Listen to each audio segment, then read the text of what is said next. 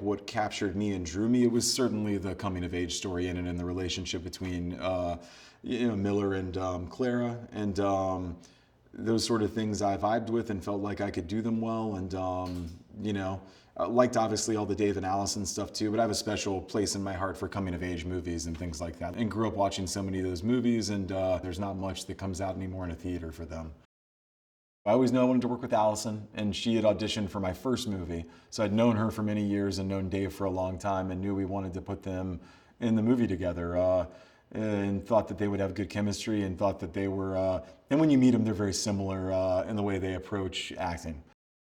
Mckenna Grace plays Clara, and truly I do think she is one of the most brilliant actresses about to be one of the biggest movie stars in Hollywood. I think she's that talented, and I think, dude, she's an incredible actress, and like she's so joyful and funny and brings so much light and energy to set every single day. I know people say this, but like I really mean this. Like her and Mason were like, you just could never have asked for two people to come play those parts for you and have to work with them every day. The same way as Dave and Allison, who are, again, very funny. Nobody takes themselves that seriously.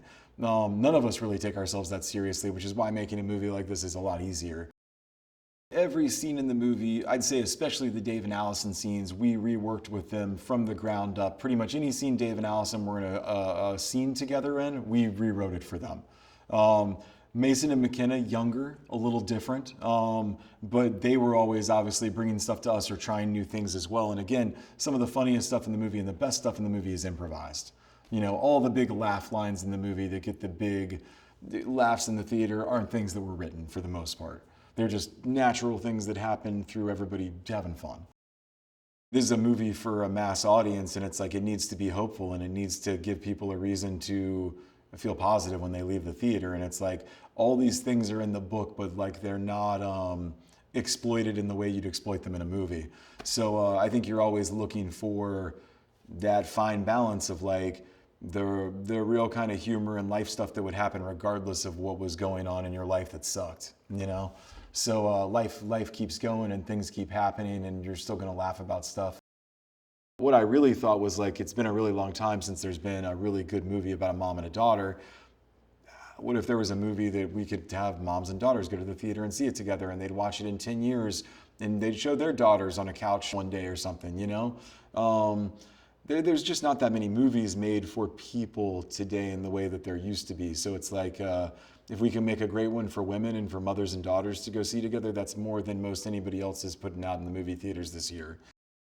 Colleen Hoover tells stories about,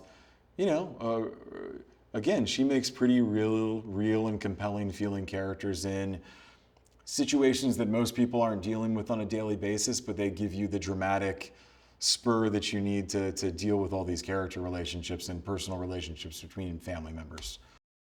I hope they'll go hug their mom or hug their daughter or want to see their family, or think a little bit differently about small potatoes problems that their families might have compared to this. It's dealing with people who've had something traumatic happen, and people seem to enjoy reading about that or watching it.